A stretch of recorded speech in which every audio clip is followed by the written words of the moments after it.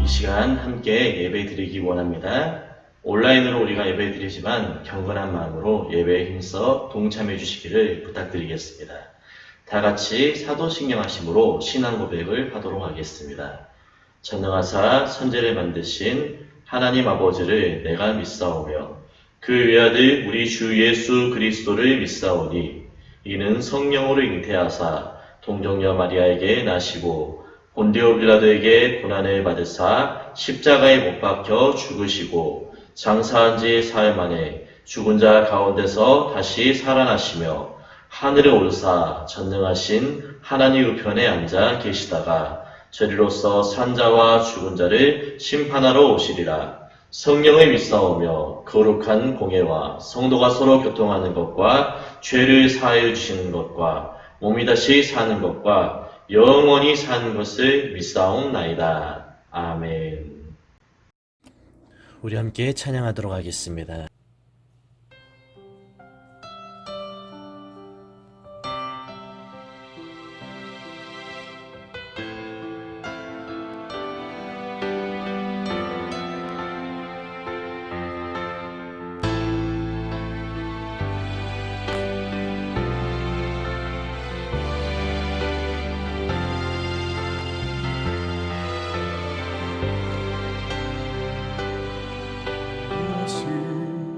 널 죽게 만들었느냐 무엇이 다 끝났다고 하느냐 너도 다른 사람처럼 날 원망하여 모두 포기하려 하느냐 무엇이 널 무릎 꿇게 하느냐 무엇이 너를 울게 만들었느냐 모두가 그리 없는 바다라고 포기해도 너만은 날 신뢰하느냐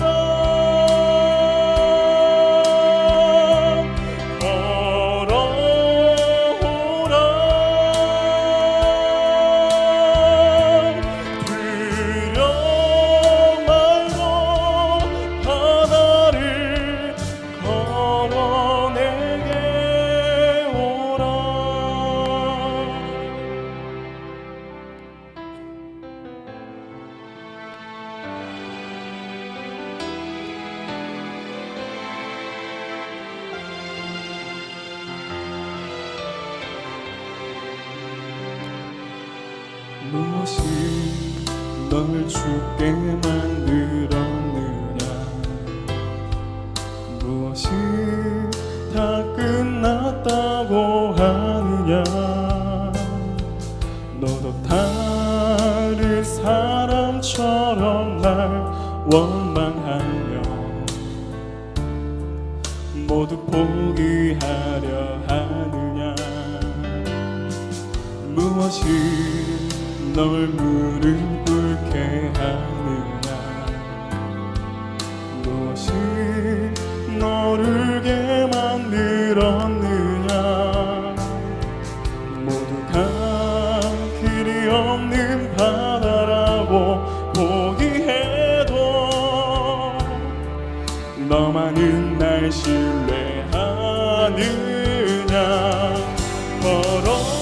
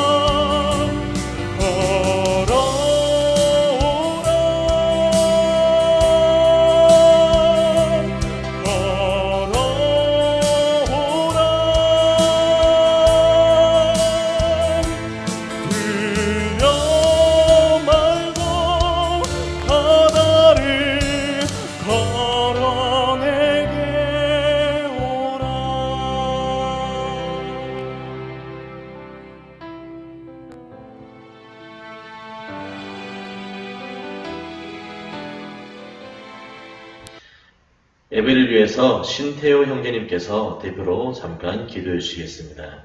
함께 기도하겠습니다. 사랑과 은혜가 풍성하신 하나님, 이 시간 청년부 예배하게 하심을 감사합니다. 무엇보다 저희를 사랑하시어 믿음 생활을 할 수 있도록 은혜 주시는 하나님 감사합니다. 무엇보다 우리가 하나님의 자녀로 사는 것은 예수 그리스도의 보혈을 통해서 구원받게 해주신 하나님의 은혜가 있기 때문입니다. 하나님의 은혜가 있기에 내가 사는 것이고 그 은혜를 통해 감사함으로 사는 것입니다. 항상 나의 삶의 주인 되시는 주님을 붙잡고 나에게 주어진 일에 최선을 다하여 감사함으로 살게 하여 주옵소서. 사랑의 주님, 한 주간 동안 주님 뜻에 살지 못하고 내 뜻과 내 의지만을 믿고 살아온 나의 삶을 주님께 고백합니다. 매번 죄짓고 회개하며 반복적인 죄를 짓고 살아왔습니다. 죄 때문에 힘들어하는 우리의 마음을 위로해 주시고 습관적으로 죄를 짓지 않도록 죄의 노예가 되지 않게 하여 주시길 원합니다. 은혜의 하나님, 지금 현재 코로나19로 인해 예배가 정상적으로 드리지 못해 온라인 예배를 드리고 있는 모든 청년들에게 불안한 마음과 주님에 대한 사랑이 떠나가지 못하도록 은혜를 주시옵소서. 우리는 하나님의 은혜가 필요합니다. 말씀으로, 기도로 은혜가 없다면 우리는 하나님의 울타리 안에서 밖으로 세상 속에서 매번 죄짓고 회개하지도 않고 교만하게 살아가게 됩니다. 매일 주님과 인격적으로 교제하고 함께하고 싶습니다. 우리가 하나님을 예배할 때 그 어떤 장소일지라도 그곳에서 우리의 입술로 찬양과 감사를 드리며 주님을 부르고 붙잡고 주님과 인격적으로 교제하길 원하오니 우리와 함께하여 주시고 성령 충만함과 영육 간에 건강할 수 있도록 은혜 부어 주시옵소서. 이 시간 말씀을 대언하시는 변영종 목사님을 위해 기도합니다. 목사님께서 항상 말씀을 전하실 때 영육 간의 건강함과 성령 충만함을 주시고 목사님께서 하나님의 말씀을 대언하실 때도 오늘 말씀이 우리의 삶의 활력소가 되고 힘이 되어서 날마다 주님 뜻대로 살기를 바라는 마음으로 주님만 의지하는 주의 청년들이 되기를 원합니다. 어느 곳이든 하나님을 위해 헌신과 봉사를 하는 청년들 또한 그들에게 은혜를 주시어 현재 맡겨진 일에 최선을 다하고 강인한 믿음을 주시고 영육 간의 강건함과 성령 충만케 하시길 원하오며 날마다 우리와 동행하시는 우리 주 예수 그리스도의 이름으로 기도합니다. 아멘. 이 시간 선포되실 하나님 말씀은 구약성경 창세기 37장 23절부터 28절까지 말씀입니다. 창세기 37장 23절부터 28절까지 말씀입니다. 자, 우리 다 찾으신 줄 알고 함께 합독하도록 하겠습니다. 시작! 요셉이 형들에게 이르매 그의 형들이 요셉의 옷, 곧 그가 입은 채색 옷을 벗기고 그를 잡아 구덩이에 던지니 그 구덩이는 빈 것이라 그 속에 물이 없었더라. 그들이 앉아 음식을 먹다가 눈을 들어본즉 한 무리의 이스마엘 사람들이 길르앗에서 오는데 그 낙타들의 향품과 유향과 몰약을 싣고 애굽으로 내려가는지라. 유다가 자기 형제에게 이르되 우리가 우리 동생을 죽이고 그의 피를 덮어둔들 무엇이 유익할까? 자, 그를 이스마엘 사람들에게 팔고 그에게 우리 손을 대지 말자. 그는 우리의 동생이요 우리의 혈육이니라 하매 그의 형제들이 청종하였더라. 그때 미디안 사람 상인들이 지나가고 있는지라. 형들이 요셉을 구덩이에서 끌어올리고 은 20에 그를 이스마엘 사람들에게 팔매 그 상인들이 요셉을 데리고 애굽으로 갔더라. 아멘. 오늘은 이 구별된 성도의 자세, 이 구별된 성도의 자세라는 제목의 말씀으로 하나님 말씀을 증거하도록 하겠습니다. 오늘 본 말씀은 요셉이 형들로부터 미움을 받고 구덩이에 던져졌다가 기어이 미디안의 노예 상인을 통해 애굽으로 팔려가 버린 사건에 관하여 말씀을 하고 있습니다. 크리스찬은 교회뿐만 아니라 세상 가운데에서도 구별된 어떤 삶의 모습들이 있어야 한다라고 생각을 합니다. 오늘 말씀을 통해서 분명하게 우리에게 주시는 교훈이 있는데 그 첫 번째가 무엇일까요? 첫 번째는 바로 위선을 버리고 진실해야 한다는 것입니다. 세상에서 우리가 배우는 것은 무엇입니까? 우리는 위선을 배우게 됩니다. 어린아이들도 누가 가르쳐주지 않아도 자연스럽게 거짓말로 자신을 포장하는 것부터 배우게 된다는 것입니다. 그래서 나중에는 양심의 화인을 맞아가지고 느끼지도 못하고 그럴 때가 있다는 것입니다. 오늘 말씀에 나오는 요셉의 형들의 이 죄성을 한번 보십시오. 요셉을 잡아 죽이려고 했습니다.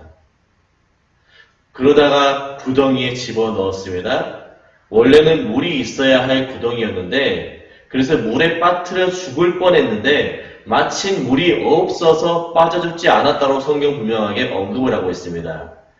물은 없지만 자기 힘으로는 도저히 스스로 나올 수가 없을 만큼 깊은 구덩이로 동생을 집어 던져버리고서는 만약에 두고 가버리면 요셉은 어떻게 되는 걸까요? 굶어 죽게 되고 말 것입니다. 이때 굴 속인 요셉의 마음이 어땠겠습니까? 얼마나 두려웠을까요? 형님들 살려주십시오. 잘못했어요. 아버지에게 절대로 이르지 않을게요. 얼마나 그랬겠습니까? 그럼에도 불구하고 형들은 감정의 동요를 느끼지를 못했습니다. 심각한 문제입니다. 역지사지에 상대방의 입장에서 그 감정을 전혀 공감해 주지를 못한 것입니다. 자기밖에 모르고 나만 안전하면 된다라는, 나만 무탈하면 된다고 생각하는 그러한 이기적인 생각들이 그들의 마음들을 사로잡고 있었습니다. 그래서 이 창세기 37장 25절 말씀에 보니까 뭐라고 나와 있습니까? 그들이 앉아 음식을 먹다가 지금 밑에서는 어떤 일이 벌어지고 있죠? 동생이 울고 불고 무섭고 두려워서 제발 살려달라고 밑에서는 정말 부르짖고 있는데 위에서는 아무렇지도 않다라는 것입니다. 태연하게 음식을 먹고 있습니다. 어디 소풍당한 사람들처럼 전혀 그것을 거립게 하진 않는 것입니다. 사람의 고통 소리를 배경음악으로 삼고 밥을 먹는다? 참으로 무섭고 끔찍하고 정상이 아닌 것입니다. 그래서 디모데전서 4장 2절 말씀해 보니까 이 양심에 화인을 맞았다라고 하는데 우리도 얼마든지 하나님의 말씀에 이 법도를 떠나버리면 그런 괴물들이 될 수가 있다는 사실을 우리 마음속 깊이 새겨야 될 것입니다. 얼마나 더 하나님 나라의 백성으로서 거룩함과 또 자신의 성결함을 지키면서 이웃사랑의 계명을 실천하고 살아가는가는 신앙의 연조와 직분과는 아무런 상관이 없습니다, 여러분. 더 민감하느냐 아니면 더 둔하느냐의 차이입니다.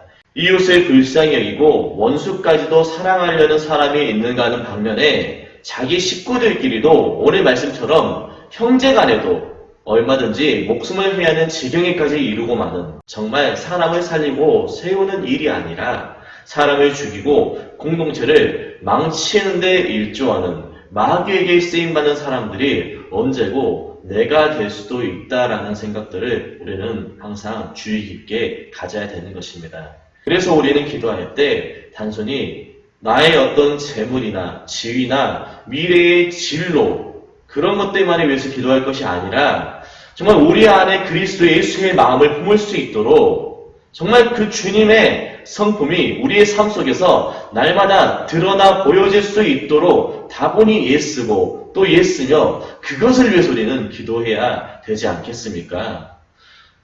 말씀으로 돌아와서 유다가 와서 이렇게 얘기를 하죠. 뭘 그러냐. 팔자. 괜히 죽여봐야 껄끄럽고 마음이 찜찜하니까 그냥 저기 애국으로 가는 미디안 노예 상인들에게 돈을 받고 얘 팔아버리자 그랬단 말입니다. 자, 오늘 본문 26절과 27절 말씀 한 번 더 보겠습니다. 시작.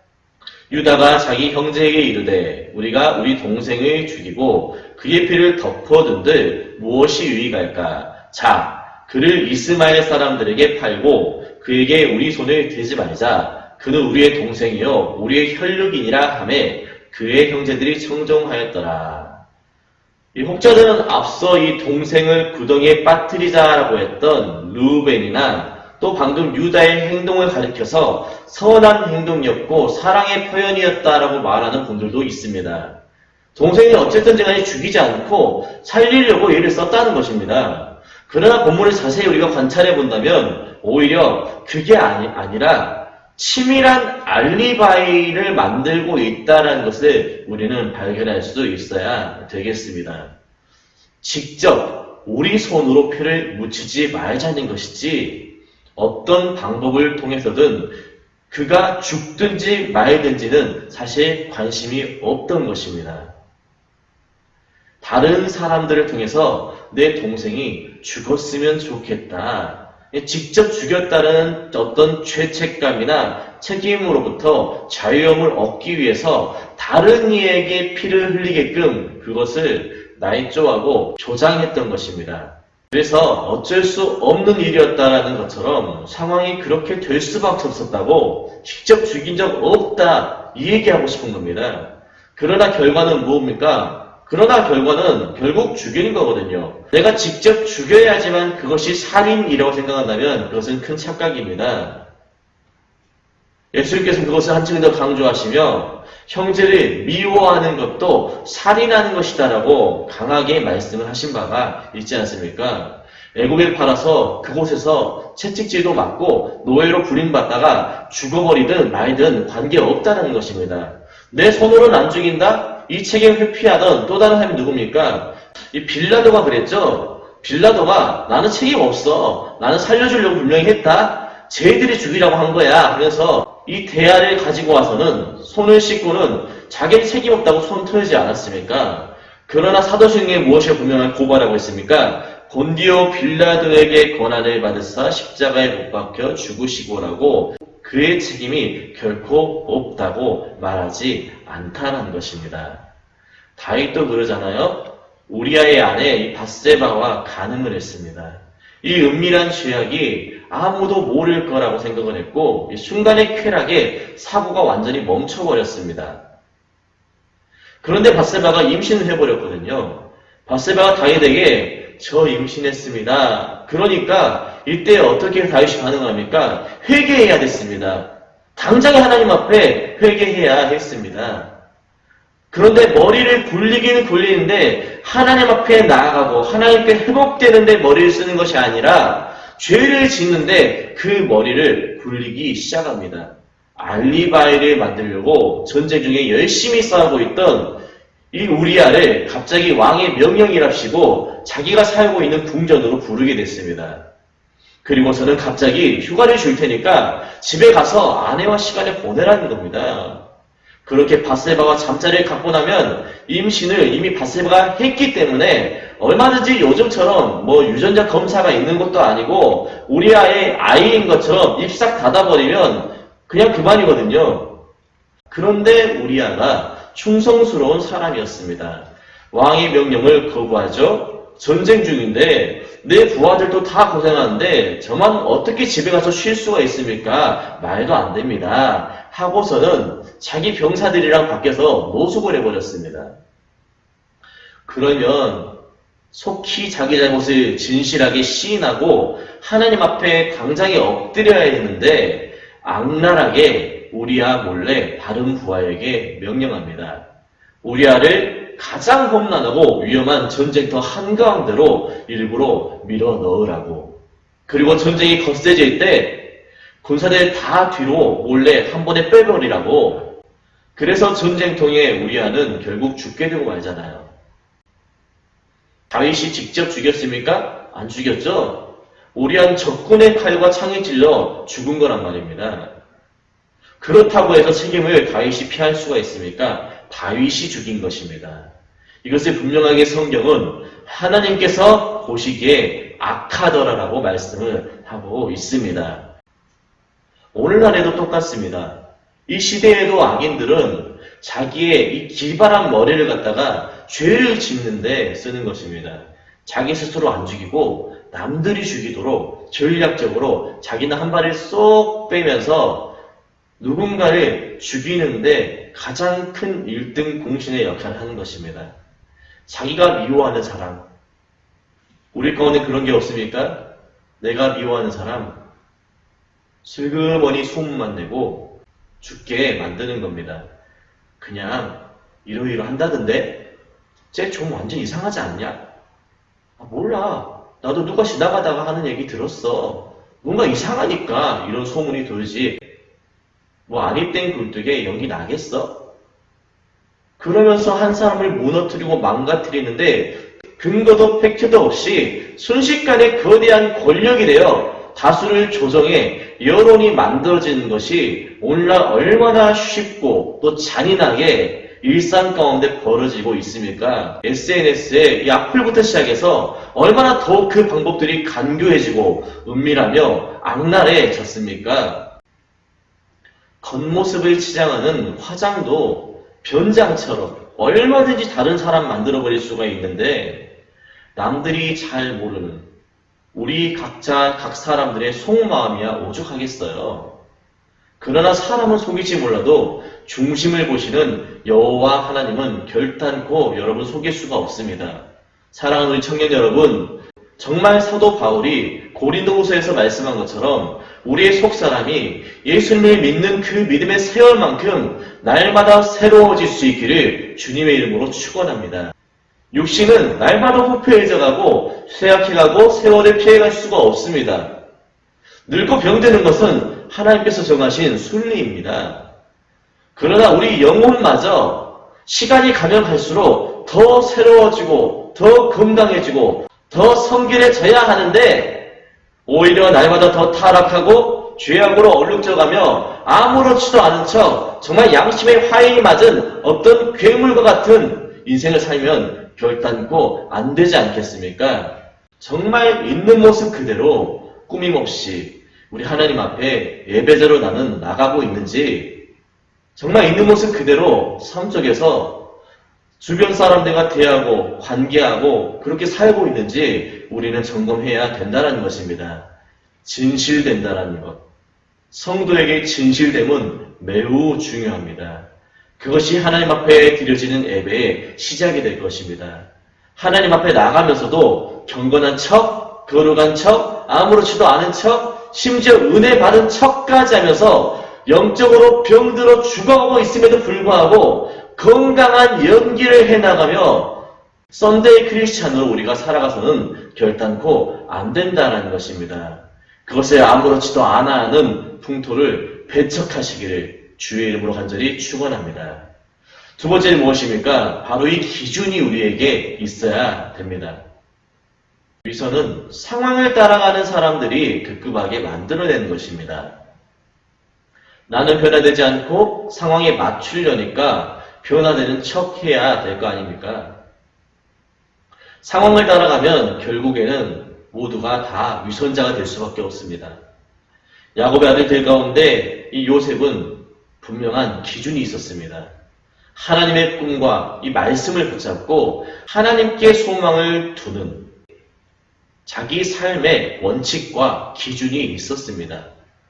그래서 요셉의 일대기에는요, 어떤 상황 속에서도 보디발의 아내가 유혹할 때에도 내가 하나님 앞에서 어떻게 범죄할 수가 있겠느냐 하는 자신의 기준이 있었고, 감옥에서도 하나님께 소망을 둠으로써 버티고 견딜 수가 있었던 것입니다. 이 시대를 한번 생각해 보십시오. 이 시대는 하나님의 말씀을 붙잡고 살아간다는 것, 이 말씀이라고 하는 기준을 아주 우습게 여기고 있습니다. 그리고 이 전부 다 윤리와 행동에만 초점과 관심을 맞추고 있습니다. 무작정 우리가 세상으로 뛰쳐나가서 뭔가 선한 일을 하는 것이 먼저가 여러분 아닙니다. 그러면 열의 아홉은 분명히 자기 의를 드러내는 부정확한 동기와 더불어 잘못된 목적과 방향으로서 자신의 어떤 이 행위만 빛나게 될 것입니다. 우리가 예배를 통해 하나님의 말씀을 듣고 그 말씀을 우리의 영혼의 양식으로 삼는 것은 장막 안에서 책략을 세우는 것과도 같습니다, 여러분. 하나님의 말씀을 다시 한 번 더 우리의 영혼의 기준으로 삼고 한 주 동안 어떻게 살아야 될 것인가, 하나님의 말씀을 기준으로 무엇을 위해 나는 살아갈 것인가를 고민하고 점검하고 바로 세우는 일이 이 주일 예배 시간을 통하여서 반드시 먼저 이루어져야 된다는 것입니다. 전쟁터에서 싸움이 벌어질 때도 무작정 나가서 그냥 싸우면 실패란 말입니다. 성도가 세상에 나가서 한 주를 살아가는데 하나님의 말씀과 은혜로 우리의 심령을 전신갑주로 무장하지 않고서 그냥 뛰쳐나가면 이런 상황에선 이렇게 또 저런 상황에 저렇게 하면서 신앙이 너무너무 쉽게 타협되어지고 하나님이 기뻐하지 않으시는 참으로 간교한 그리스도인의 삶을 살아갈 수밖에 없는 것입니다. 우리가 이 교회에 모여서 예배를 드리거나 또 이렇게 모이지 못하는 중에도 온라인으로 모여 예배드리는 이유가 어디에 있습니까? 하나님의 말씀이 주님 앞에 예배드리는 것이 선택사항이 아니라 성도로서 목숨을 걸고 지켜야 하는 삶의 가장 큰 원칙이요 기준이기 때문입니다. 예배 가운데 우리 하나님의 성호를 찬양하며 정말 내 인생의 주관자가 한 주 동안 나를 인도하실 그분이 내 자아가 아니라 내 죄성이나 어떤 나의 잔꾀가 아니라 정말 주님밖에 없다라는 것을 우리가 다시금 고백할 수 있기를 간절히 주의 이름으로 소망합니다. 그것을 고상하게 표현하면 하나님이 받으셔야 될 하나님의 영광을 제자리에 돌려드리는 것입니다. 한번 요셉을 보십시오. 흔들리지 않잖아요. 환경에 따라서 불평하지 않잖아요. 무엇 때문에 그럴 수가 있었습니까? 하나님의 말씀, 주님과 동행함이라고 하는 기준이 분명했기 때문에 그렇습니다. 이 마귀는 자꾸 우리의 이 부분을 공격합니다. 기준을 가볍게 여깁니다. 그리고 우리가 당하는 어떤 일을 크게 보이도록 만들어서 지금의 예배 드릴 때냐고, 기도하고 있을 때냐고, 움직여야지, 일해야지, 행동할 때라고, 지금 앉아서 이런 걸 하고 있을 때가 아니라고 우리 마음에 자꾸만 조급함을 불어넣고서는 우선순위를 뒤바꿔버립니다. 기준을 세우는 성도를 향해서 끊임없이 공격하는 거예요. 그래서 요셉을 보십시오. 하나님을 의식하고 말씀에 순종하다가 보디발의 이 아내 때문에 감옥에 들어가잖아요. 우리도 마찬가지입니다. 말씀 붙잡다가 오히려 신앙의 자리 지키다가 공격당할 일들이 훨씬 더 많을 수 있습니다. 말씀 붙으면 붙을수록 공격을 당하게 되어 있습니다. 그게 정상입니다. 왜 그렇습니까? 우리 대적마귀는 어떻게 해서라도 하나님과 멀어지게 만들려고 몸부림치기 때문에 그렇습니다. 그 중에 가장 효과적인 것이 바로 인생의 고난입니다. 그런데 반대로 하나님이 그와 함께 하신다는 것을 요셉이 굳게 붙잡고 믿음으로 반응을 하니까 이 고난이라는 것이 요셉으로 하여금 하나님을 더욱 견고하게 의지하게 되는 어떤 계기와 연단의 과정이 되지 않았습니까? 요셉이 하나님의 역사 가운데 쓰임을 받게 되는데 주인공으로 드러나잖아요.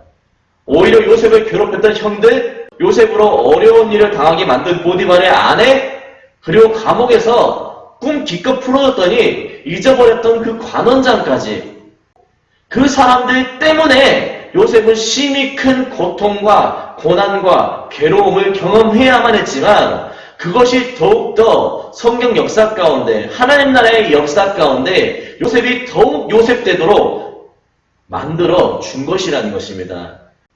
고난이 성도 한 사람이 더욱더 성숙해질 수 있도록 만들어주는 아주 귀한 스포트라이트가 되어준 것입니다.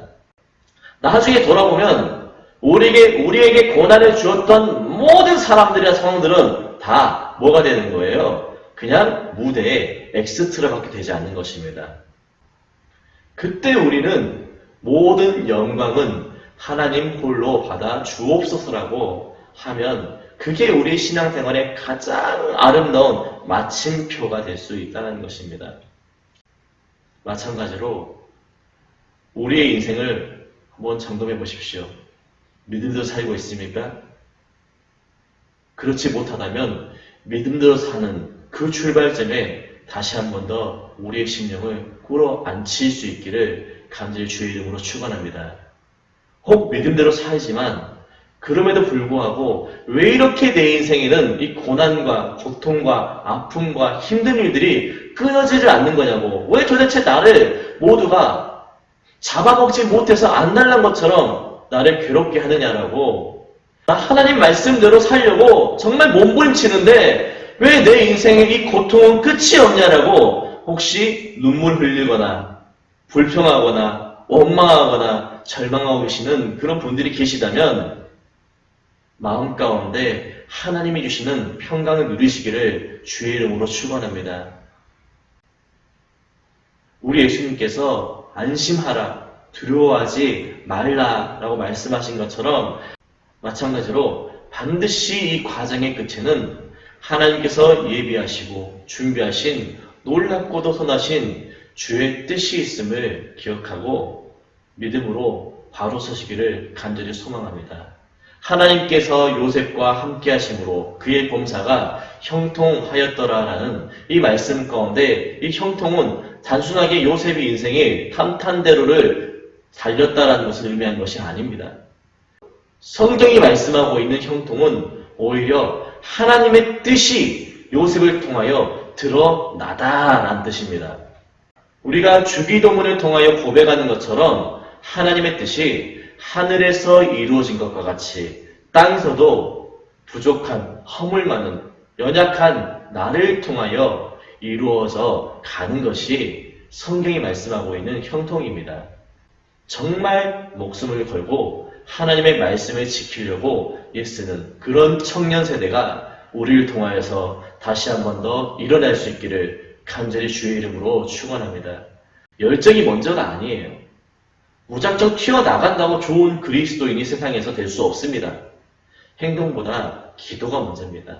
마르다와 같이 뭔가를 열심히 한다고 하는 것보다 주님 발치에 앉아 말씀을 듣는 것이 먼저라는 사실입니다. 하나님 앞에 은혜 받는 데에 여러분 집중하십시오. 은혜를 받아야 세상에서 우리가 사명을 감당할 수가 있습니다. 하나님 앞에 이 말씀을 기준으로 다시금 꼭 붙잡으셔서 시대를 건질 수 있는 하나님 나라의 거룩한 백성들이 되시기를 주님의 이름으로 축원합니다. 기도하겠습니다. 하나님, 이렇게 온라인으로 함께 모여 예배드릴 수 있음에 감사합니다. 주신 말씀과 같이 우리를 또 얼마든지 겉과 속이 다른 위선이 가득한 자들로 떨어지고 또 넘어질 수 있음을 기억하며 선줄로 생각한 자는 넘어질까 주의하라고 말씀하신 것처럼 정말 하나님 앞에 중심을 지키고 주님을 사랑함과 동시에 우리의 삶도 우리의 신앙의 고백들이 부끄럽지 않도록 이웃을 더불어 힘써 섬기고 사랑할 수 있는 참된 그리스도인의 어떤 신앙과 성품들이 우리의 삶을 통하여서 나타나게 하여 주옵소서. 시대와 상황을 따라 바뀌어버리고 쉽게 내던져버리는 유약한 믿음이 되지 않게 하시고 하나님의 말씀을 우리의 삶의 기준과 지표로 삼고 모든 순간마다 하나님을 온전히 경외할 수 있는 믿음의 세대가 우리 가운데 다시 한 번 더 일어나게 하여 주옵소서. 위기의 순간에 너무나도 많은 사람들이 자기의 소견에 오른 대로 판단하고 다급한 나머지 하나님의 부르지도 주의 도우심을 구하지도 않은 채로 앞서 달려나가기에 급급하지만 먼저 기도하게 하여 주옵소서. 우리 가운데 기도의 무릎들이, 기도의 눈물들이 하나님 회복되게 하여 주옵소서. 예배의 자리를 목숨을 다하여 지키게 하여 주옵시고 하나님만이 우리의 삶의 유일한 인도자여 선한 목자 되심을 고백하며 한 주를 또한 살아가며 승리할 수 있는 저희가 되게 하여 주옵소서. 이 시간에도 하나님 앞에 예물을 드린 손길들이 있습니다. 우리 주께서 기억하여 주옵시고 드리는 모든 손길 가운데 하나님께서 한량없는 은혜를 더하사 주의 은혜가 늘 충만하게 임하여 그 범사가 형통케 되게 하여 주옵소서. 주님 홀로 모든 영광 받으시기를 간절히 바라옵고 원하오며 거룩하신 우리 구주 예수님의 이름 받들어 감사기도 드리옵나이다. 아멘.